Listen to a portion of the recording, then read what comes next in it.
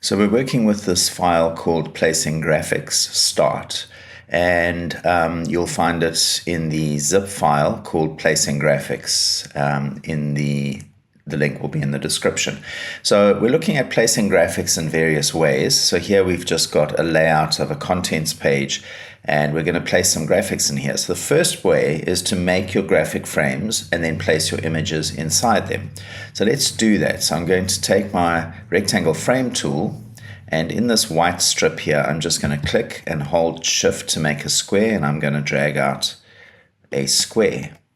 And then return to my selection tool. So to place a graphic in a frame, you can either place first, so Control or Command D, and I'm just going to select this Botanica 1 in the same zip folder or zip file, and then I can click on the frame and that will place it, or just going to undo that and press Escape to empty the cursor, or you can select the frame and place Control or Command D, and then it goes straight in there.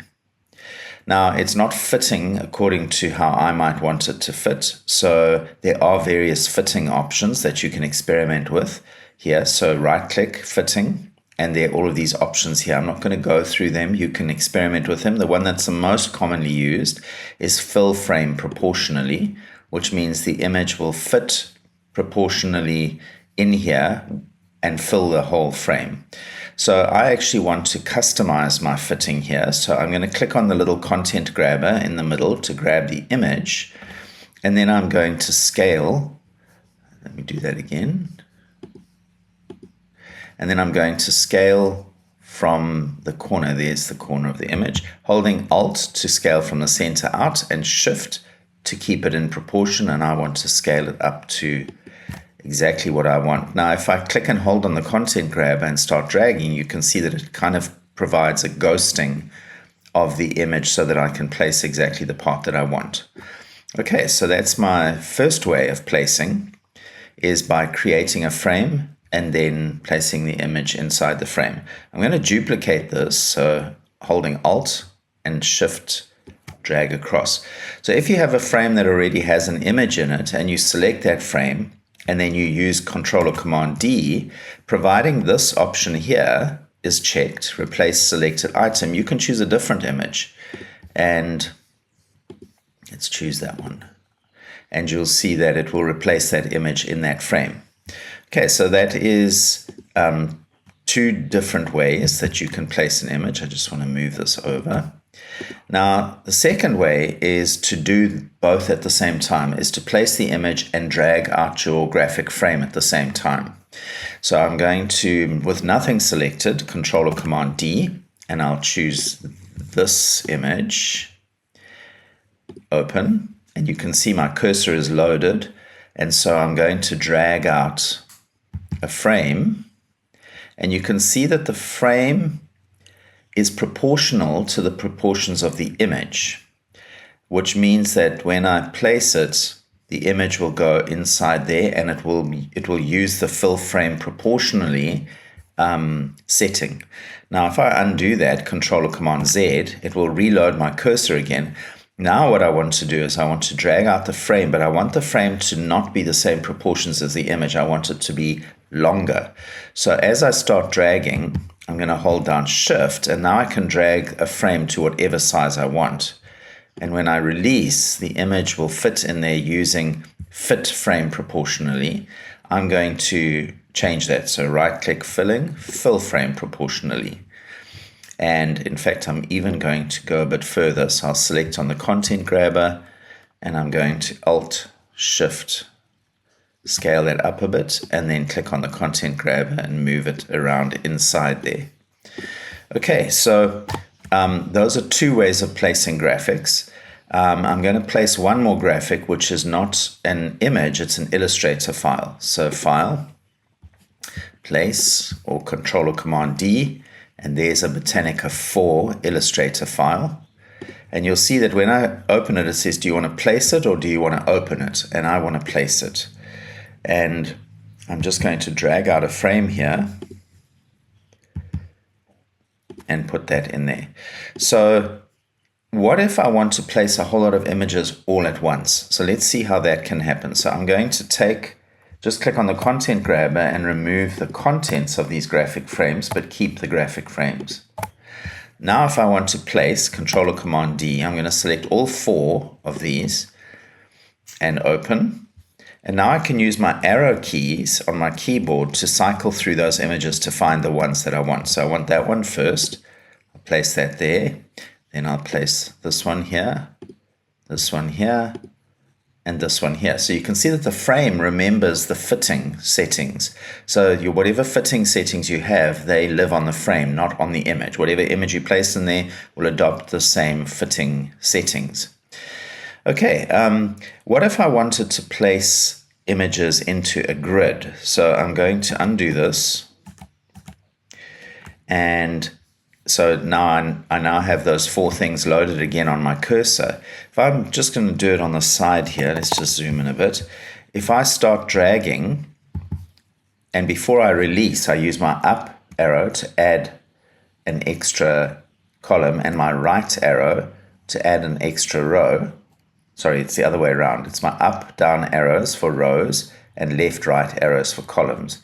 And then I release, you can see that it will place 4 graphic frames and it'll place those images inside there. So it's a very quick way. If you're doing a catalog or something like that, it's a quick way of placing images. Okay, I'm just going to get rid of those.